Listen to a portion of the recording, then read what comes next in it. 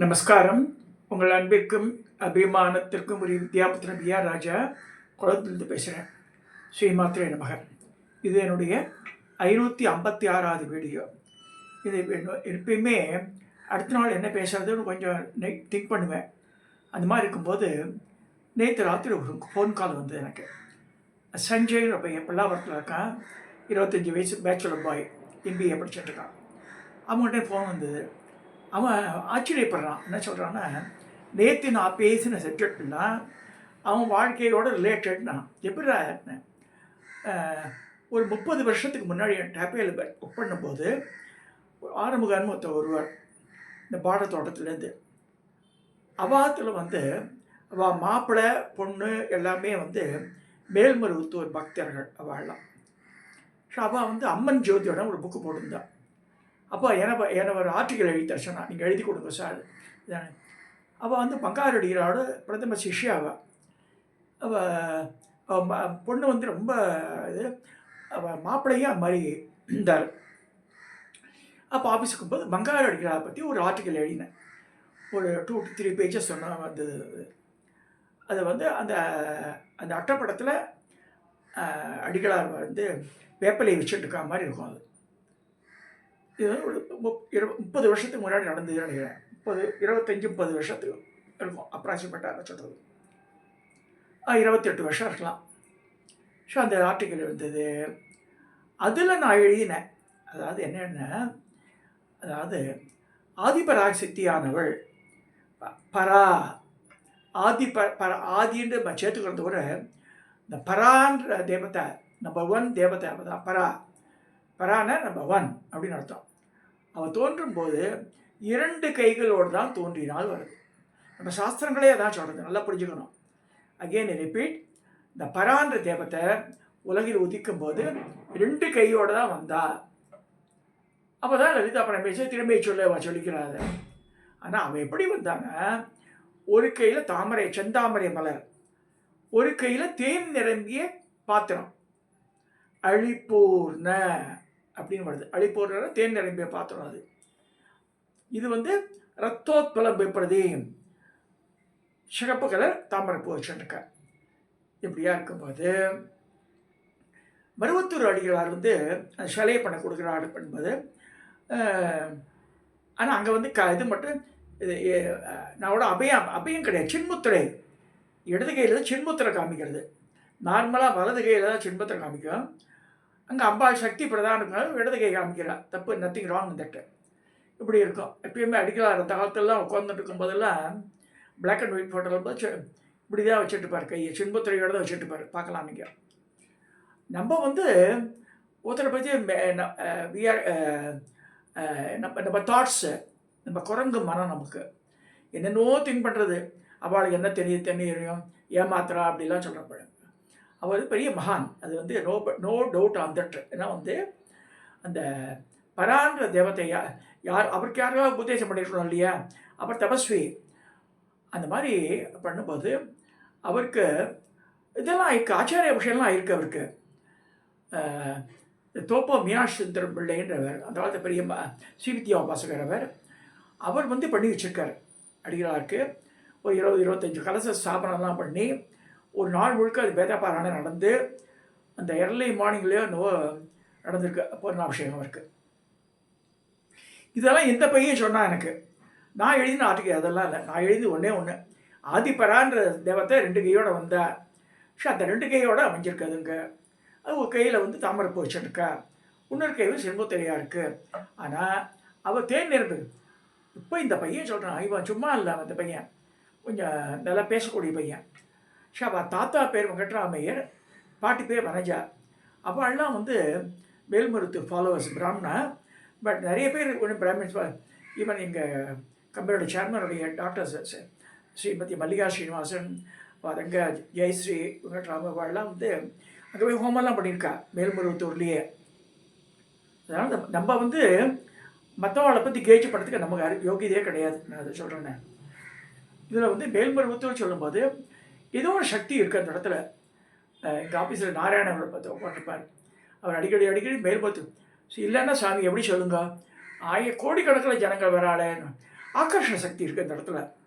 So அடிகளார் வந்து முக்தி அடைஞ்சிட்டார். அவரை சிலை அப்படியே தத்ரூபமாக வச்சுருக்காதில். நானும் ஒரு 3-4 தடவை போயிருக்கேன். அந்த வழியாக விழுப்புரம் வழியாக போகும்போது கட்டாயம் இறங்கி பார்த்து தான் போவோம். அதை இல்லை ஏதோ ஒரு சக்தி இருக்குது அந்த இடத்துல.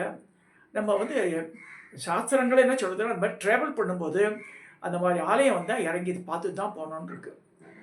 ஸோ அவர் அடிகளார் வந்து நிறைய தபஸ்வி, நிறைய சொல்லியிருக்காரு. சாதாரணமாக இல்லை, நிறைய எப்போ பார்த்தாலும் மந்திரத்தை ஸ்புடம் போட்டு தான் இருக்கார் அவர். இப்போ இதுதான் வேல்மருத்தூர் அடிகளார். கீழே உட்காந்துட்டுருக்கார். மேலே அவர் படமும் மாட்டியிருக்கு பாருங்கள். இந்த 2 சைட்லேயும் அம்பாள் பக்கத்தில் 2 படங்களும் இருக்கும். நிறைய பேர் கேட்பா, ஆதிபராசக்தியை தான் கும்பிடுவேன். அடிகளார் கும்பிடு நத்திங் ராங்குன்னு அவர் வந்து பெரிய உபாசகர் அவர். ஸோ அவரை இக்னோர் பண்ணக்கூடாது. நான் அவரால் ஸ்தாபிதம் பண்ண அந்த நிறுவனம் அது, அவரையும் சேர்த்து வணங்கணும். இப்போ வேலூர் நாராயணி பீடம் இல்லையா, அந்த மாதிரி வெற்றிலையிலேயே அலங்காரம் பண்ணியிருக்கா அம்பாளுக்கு.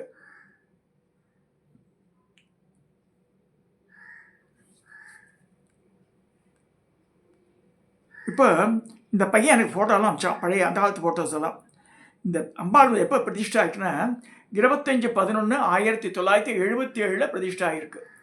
1977 ஆதிபராசக்தி பிரதிஷ்டா ஆகிருக்கு. அவருடைய பாருங்கள், அவர் சின்மத்துறையோட ஒரு கையில் தாமரை மலர் வச்சுட்டுருக்கா மாதிரி, இந்த கையில் தாமரை மலர், இந்த கை பாருங்கள், இந்த சின்மத்துறை எப்படி இருக்குமோ அப்படி தான் இருக்குது.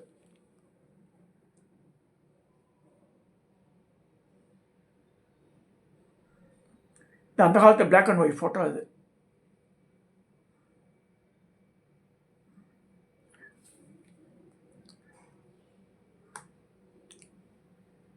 அவருக்கு பூர்ணாபிஷேகம் பண்ணுறதுக்காக இந்த கலச ஸ்தாபனம்லாம் பண்ணி பூஜையெல்லாம் நடக்கிறது.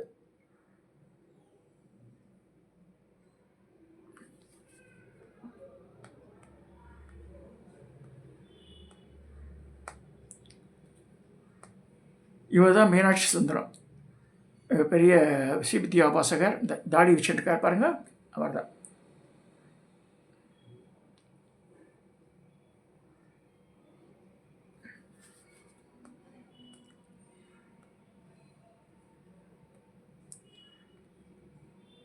அடிகளார் சின்ன வயசில்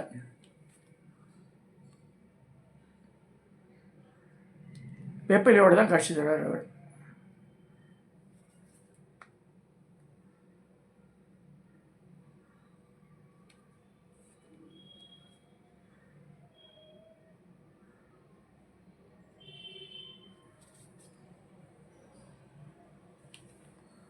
அவரே பார்த்து பூஜை பண்ணுறார்.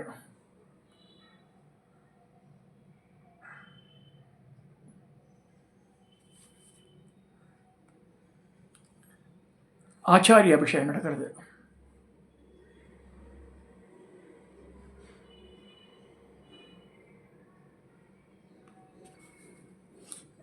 நமக்கு தோன்றது, நம்ம அறியாமையினால் நம்ம நினச்சிக்கிறோம் அவருக்கு என்ன தெரியுங்கன்னு. இந்த சுயம்புலிங்கம், இந்த ஆதிபராசக்தி எழுந்தருளை உள்ள இந்த சுயம்பு.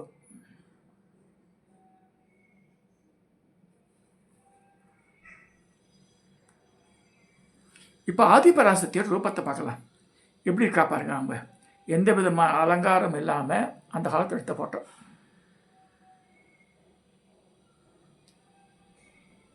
வலக்கையில் தாமரை புஷ்பம், இடக்கையில் சின்முத்திரை. இப்போ வந்து இவன் கேட்டிருக்கான் அவர்கிட்ட, இந்த பையன் வந்து இந்த சஞ்சய்ன்ற பையன் வந்து அவர்கிட்ட கேட்டிருக்கான், சுவாமி இந்த மாதிரி வந்து ஒரு கையில் தாமரைப்பூ, ஒரு கையில் தேன் நிரம்பிக்கணும், தேன் நிரம்பிக்கணும் எது குறிக்கிறது? அவர் திருப்பி கேட்டிருக்கார், ஞானத்தை குறிக்கிறதுனா சின்முத்திரை ஞானத்தை தான் குறி, கரும்பு ஞானத்தை தான் குறிக்கிறது.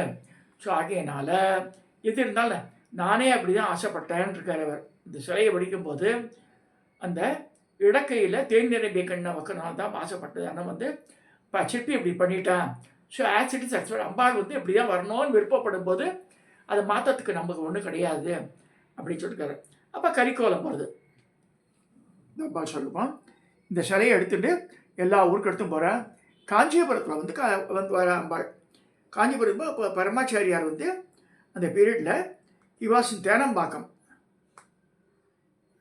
நம்ம நம்ம போட்ட அந்த புஸ்தகத்திலே போட்டிருக்கு பாருங்க. அன்னையின் கரிக்கோலம் காஞ்சிக்கு வருகை தந்திய நேரத்தில் காஞ்சி பெரியவர் தவ திரு சந்திரசேகர சரஸ்வதி சுவாமிகள் தேனம்பாக்கத்தில் தங்கியிருந்தார்கள்.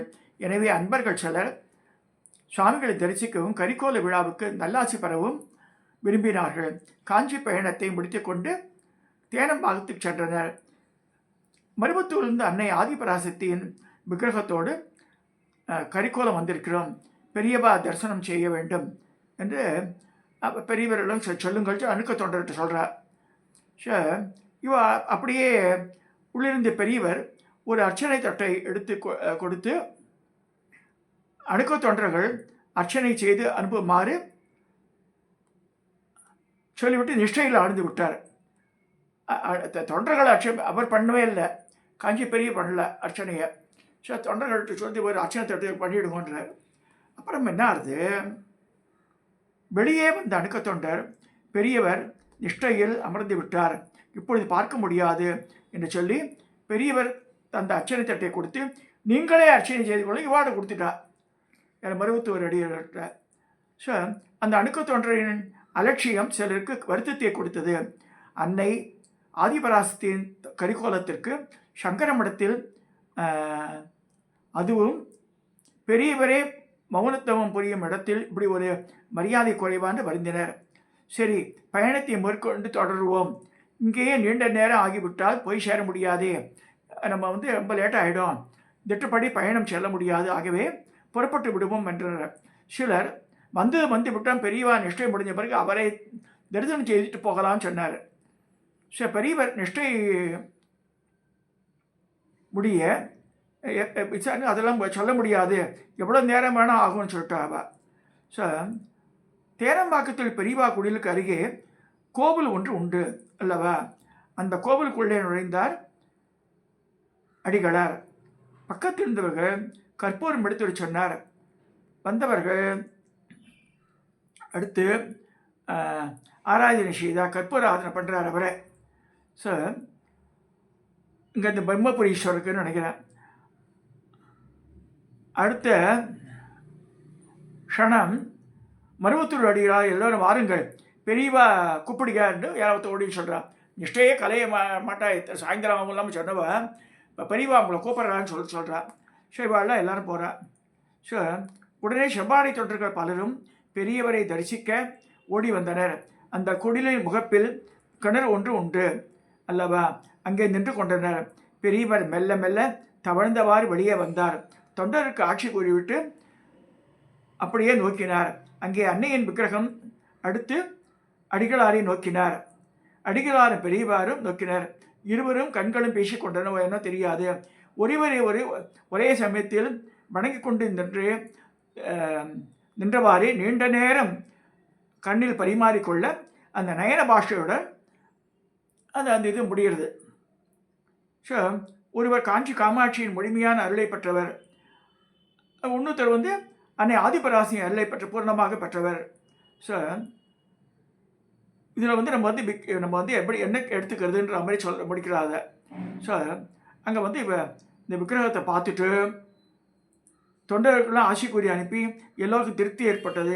ஆனாலும் அன்னையின் விக்கிரகத்தை கூட பெரியவர் முதலே பார்க்கவில்லையே, நிஷ்டையில் அமர்ந்து கொண்டது பின்னாலேயே வந்தார் அப்படின்னார். அப்போதெல்லாம் அருள் திரு அடிகளார் அவர்கள் ஆதிசக்தியின் அவதாரம் என்று அணுக்க தொண்டர்களை புரிந்து கொள்ளாத நேரம் அந்த பீரியடு. ஸோ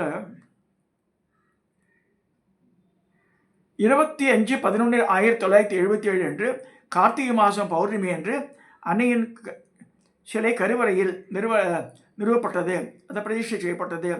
அன்னை என்னென்ன முறைகளில் நிறுவனம் செய்யப்பட வேண்டும் என்று அடிகளாருக்கு என்ன ஆங்கியிட்டாரோ அது போலவே நடந்தது.